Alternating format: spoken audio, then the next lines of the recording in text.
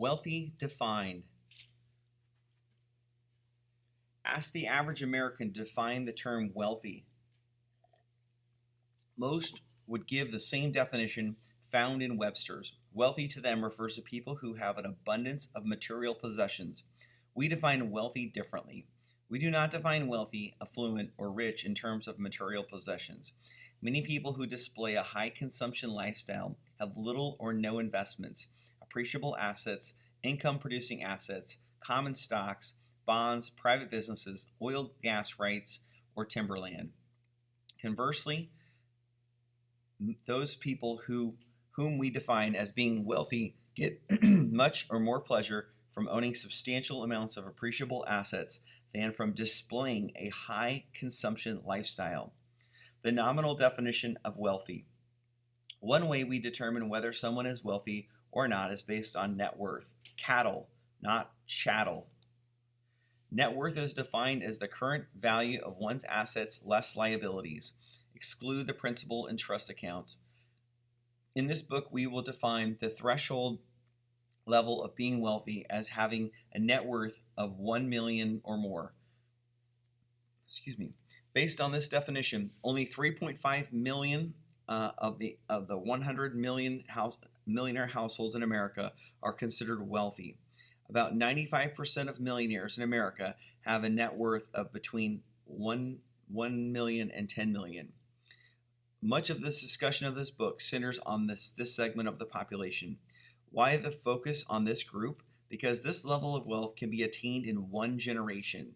It can be attained by many Americans. How wealthy should you be?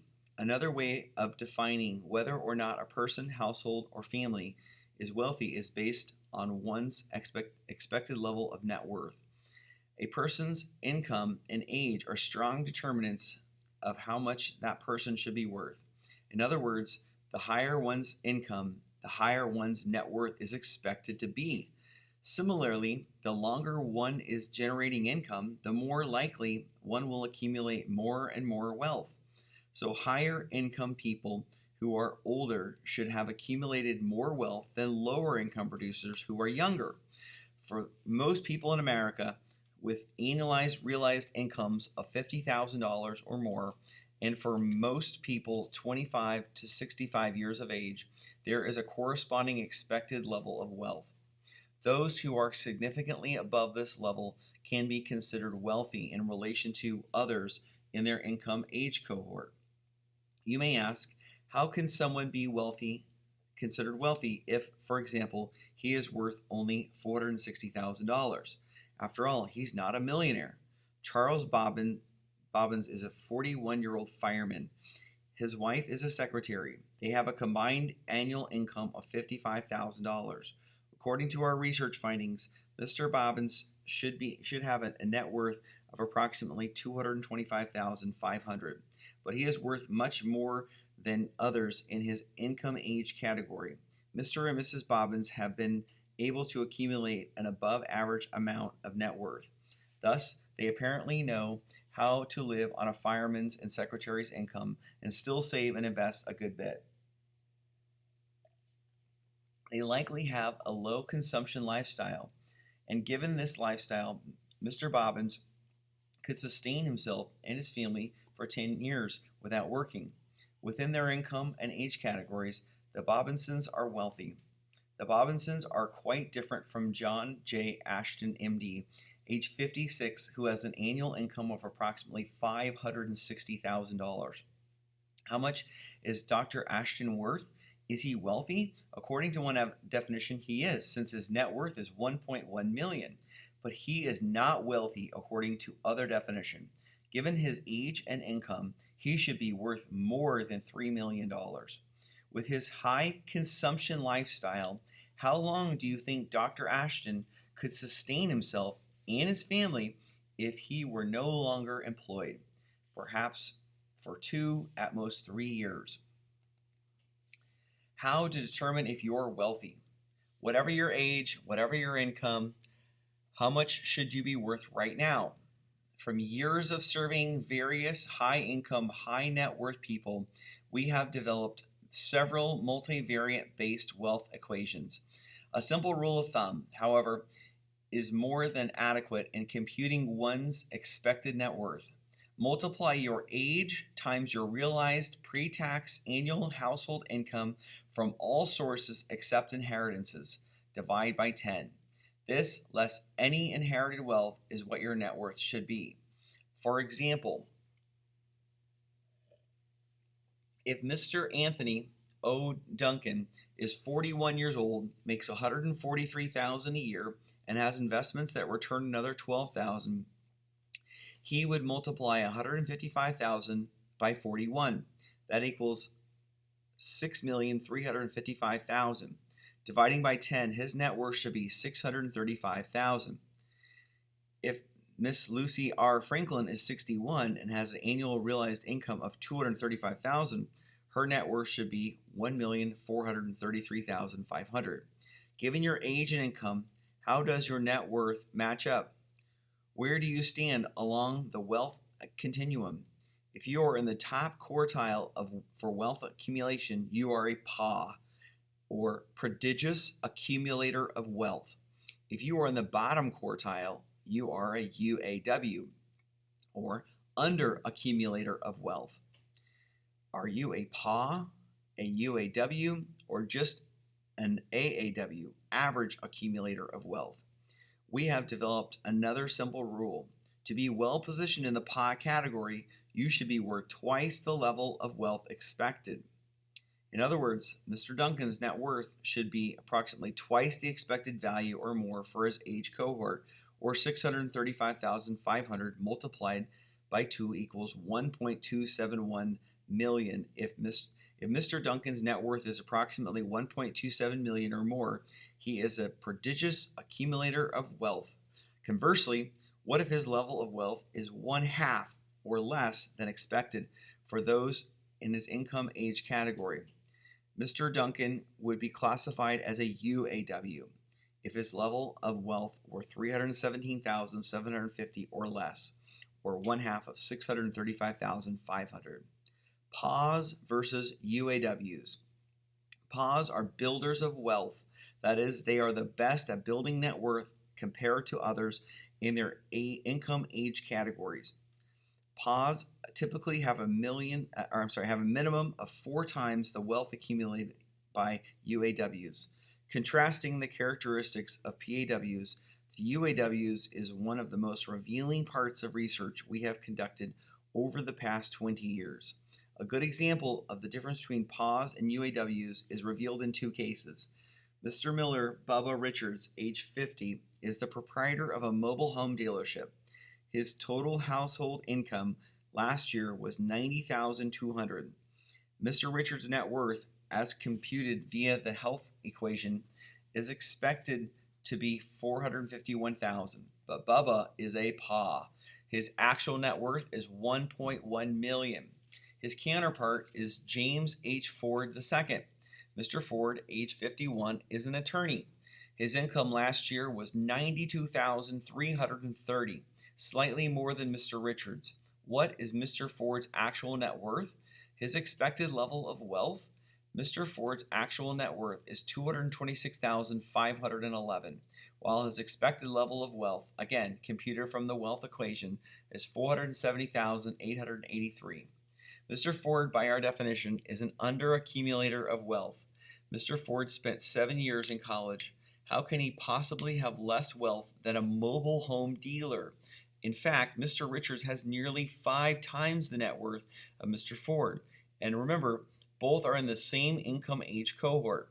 In trying to answer the above question, ask yourself 2 simpler questions. How much money does it take to maintain an upper middle class lifestyle as an attorney and his family? How much money is required to maintain the middle class or even blue collar lifestyle of a mobile home dealer and his family? Clearly, Mr. Ford, the attorney, must spend significantly more of his household's income to maintain and display his family's higher upper middle class lifestyle. What make of a motor vehicle is congruent with the status of an attorney? Foreign luxury, no doubt. Who needs to wear a different high-quality suit to work each day? Who needs to join one or more country clubs? Who needs expensive Tiffany silverware and serving trays? Mr. Ford, the UAW, has a higher propensity to spend than do the numbers of the PAW group. UAWs tend to live above their means.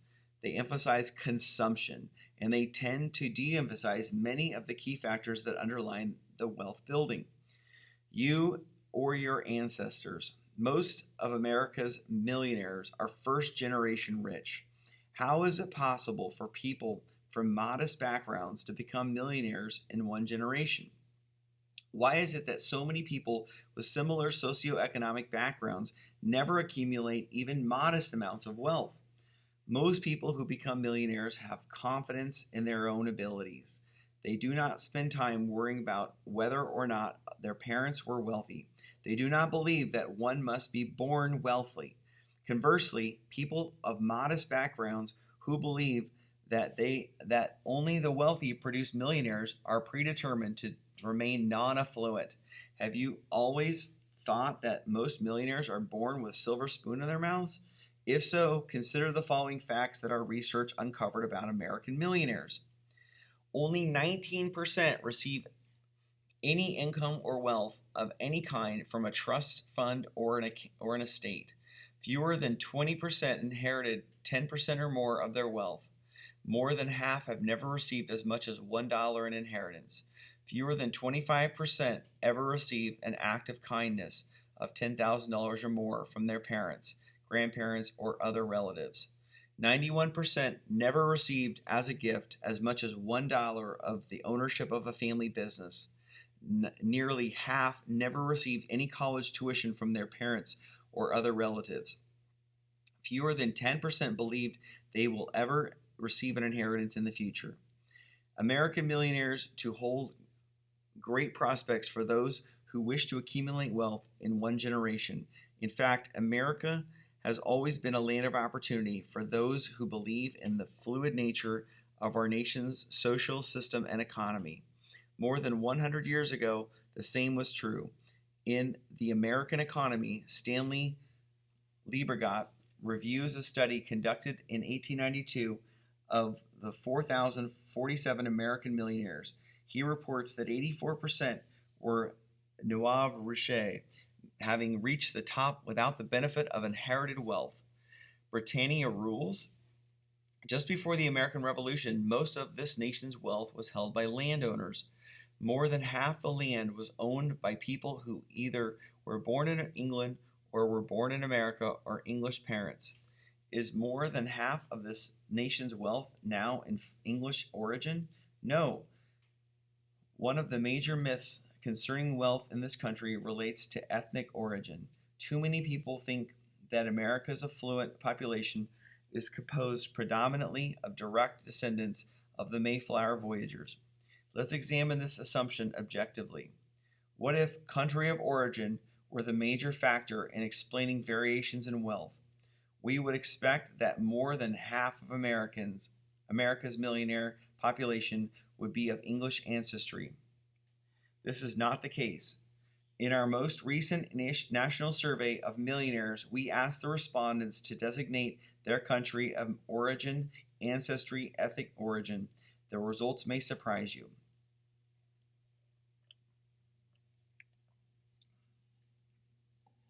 Those designating English as their origin accounted for 21.1% of the millionaire population. People of English origin account for 10.3% of the United States household population in general. Thus, American millionaires of English origin are more prevalent than expected, given their numbers in the entire U.S. population, 10.3% versus 21.1%. In other words, this group has a millionaire concentration ratio of 2.01. 21.1% of all millionaires' households divided by 10.3% of households headed by persons of English origin, meaning that people of English origin are about twice as likely to head households in the millionaire category than would be expected from their portion of all households in America. And yet, what percentage of the English ancestry groups in America is in the millionaire category? Would you expect that the English group rank first? In fact, it ranks fourth. According to our research, 7.71% of all households in the English category have a net worth of 1 million or more. Three other ancestry groups have significantly higher concentrations of millionaires. How can it be possible that the English ancestry group does not have the highest concentration of millionaire households? After all, they were among the first Europeans to arrive in the New World. They were on the ground floor to take economic advantage in this land of opportunity. In 1790, colonial America, more than two-thirds of households were headed by a self-employed person. In America, the achievement of current generation are more a factor in explaining wealth accumulation than what has taken place in the past. Again, most American millionaires today, about 80%, are first-generation rich. Typically, the fortunes built by these people will be completely dissipated by the second or third generation. The American economy is a fluid one. There are many people today who are on their way to becoming wealthy, and there are many others who are spending their way out of the affluent category. Winning ancestry groups.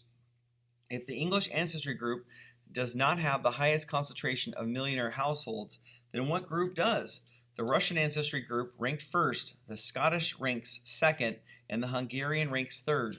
Although the Russian ancestry group accounts for only 1.1% of all households in America, it accounts for 6.4% of the millionaire households. We estimate that approximately 22 of every 100 households headed by someone of Russian ancestry has a net worth of 1 million or more. This is in sharp contrast to the English ancestry group, in which only 7.71 in 100 of its members are in the millionaire league. How much wealth does the Russian American millionaire group have in total? We estimate approximately 1.1 trillion, or nearly 5% of all personal wealth in America today. How can one explain the economic productivity of Russian Americans? In general, most American millionaires are manager owners of businesses. Russians in disproportionate number are manager owners of businesses. Further, this entrepreneurial spirit seems to translate from one generation of Russians to the next. The Hungarian ancestry group also is entrepreneurial inclined. This group accounts for only 0.5% of all households in this country, yet it makes up 2% of the millionaire households. Contrast this with the German ancestry group, which accounts for nearly 1 in 5 households in this country. Only 17.3% of all millionaire households are headed by a person of German ancestry, and only about 3.3% of German households are in the millionaire league. Thrifty Scots. The Scottish ancestry group makes up only 1.7% of all households, but it accounts for 9.3% of the millionaire households in America. Thus, in terms of concentration, the Scottish ancestry group is more than 5 times more likely to contain millionaire households than would be expected from its overall portion of American households. The Scottish ancestry group ranks second in terms of the percentage of its clans that are in the millionaire league. Nearly 21 in 100 of its households are millionaires. What explains the Scottish ancestry group's high ranking? It is true that many Scots were early immigrants to America, but this is not the major reason for their economic productivity. Remember that the English were also among the early immigrants, yet their concentration numbers are far lower than those of the Scots. Also consider that the Scots did not enjoy the same solid economic status than the English enjoyed during the years of the nation was in its infancy. Given these facts, one would think that the English ancestry groups would account for a higher concentration of millionaire households than those in the Scottish group, but just the opposite is the case. Again, the Scottish ancestry group has a concentration level nearly 3 times that of the English group. What then makes the Scottish ancestry group unique? If an ancestry group has a high concentration of millionaires, what would we expect the income characteristics of that group to be?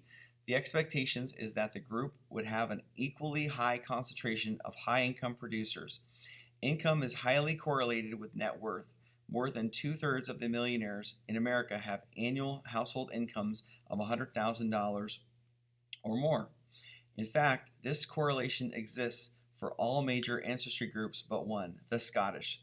This group has a much higher household number of high net worth households than can be explained by the presence of high income producing households alone. High income producing Scottish ancestry households account for less than 2% of all high income households in America. But remember that the Scottish ancestry group accounts for 9.3% of the millionaire households in America today. More than 60% of the Scottish ancestry millionaires have annual household incomes of less than $100,000. No other ancestry group has such a high concentration of millionaires from such a small concentration of high income producing households. If income does not come near in explaining the affluence of the Scottish ancestry group in America, what factors do shed light on the phenomenon? There are several fundamental factors. First, Scottish Americans tend to be frugal. Given a household's income, there is a corresponding mathematical exception of level of consumption. Members of this group do not fit such expectations. On average, they live well below the norm for people in various income categories. They often live in self-designed environments of relative scarcity. A household of Scottish ancestry with an annual income of $100,000 will often consume at a level typical for an American household with an annual income of $85,000.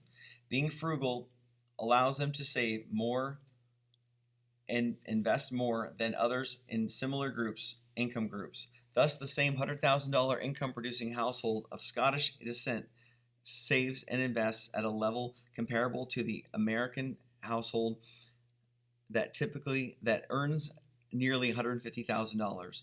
In the chapter that follow, we will reveal the highest prices typical millionaires reportedly paying for suits, shoes, watches, and motor vehicles. A significantly greater number of millionaires with Scottish ancestry reported paying less than each item than the norm for all millionaires in the sample. For example, more than two-thirds, 67.3% of Scottish millionaires paid less for their most expensive motor vehicle than the norm for all millionaires surveyed. Because they accumulate wealth, the Scottish ancestry affluent have wealth to pass on to their offspring. Our research reveals that Scottish offspring typically become economically and emotionally independent even as young adults. Thus, they tend not to drain their parents' wealth. Members of the Scottish ancestry groups have been able to instill their values of thrift, discipline, economic achievement, and financial independence in successful generations. These values are also typical traits among self-made millionaires. Small populations. Often small population groups are underrepresented in studies of the affluent, yet many contain high concentrations of wealthy households. What small groups in particular? We estimate that all of the 15 small population ancestry groups shown in Table 1-2 have at least twice the proportion of millionaires than the proportion of all U.S. households. Only about 3.5% of all U.S. households are in the $1 million net worth league. All the groups listed in Table 1.2 are estimated to contain at least twice this proportion. In total, all 15 account for less than 1% of all affluent households. In fact, there is compelling evidence of an inverse relationship between the size of the ancestry group and the proportion of its members that are wealthy. In other words, larger ancestry groups contain smaller proportions of millionaires on average than smaller groups.